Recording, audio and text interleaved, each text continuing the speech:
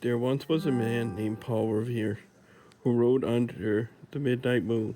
He knew he might never return, but he was riding for liberty because he wanted a country without a king, a country where all men could be free.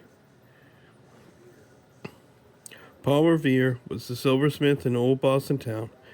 If anything could be made of silver, Paul Revere could make it. In his shop of fish on Fish Street, he made teapots and cream pots, buckles and bowls, and spoons and jugs and cups. But on this April night, he left his shop. He walked quickly through the streets, keeping away from the king's soldiers in their red coats. Robert Newman was waiting for him, almost in the shadow of Christ Church. The king's soldiers marched tonight, Paul Revere said. They want to capture our guns and powder, and some of our men. I am riding to Lexington to give them warning, but the redcoats may stop me. We are to tell our men with the lanterns how the British go, one if by land and two if by sea. Robert Newman nodded. I know the plan. I will show the lanterns from the tower of the church. Show 2 lanterns. The redcoats are going by sea, said Paul Revere.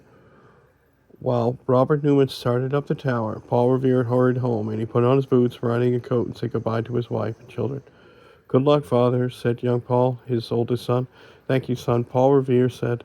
Now it is up to you to take charge of things here. There is no telling when I will turn home. Once again, Paul Revere went out to the night. With 2 friends, he went to the river bank, where he had hidden a rowboat. My spurs, he said. I've forgotten my spurs. How can I ride without them? Then he saw his dog and followed him.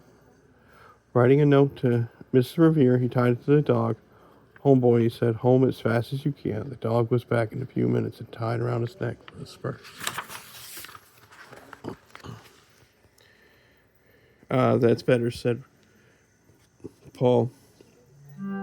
Getting into the boat, Paul Revere and his friends began to row across the river, floating on the water of the ship Somerset. It was a big ship, and the king's ship and its 64 cannons in the lantern shone out of the darkness like starry eyes.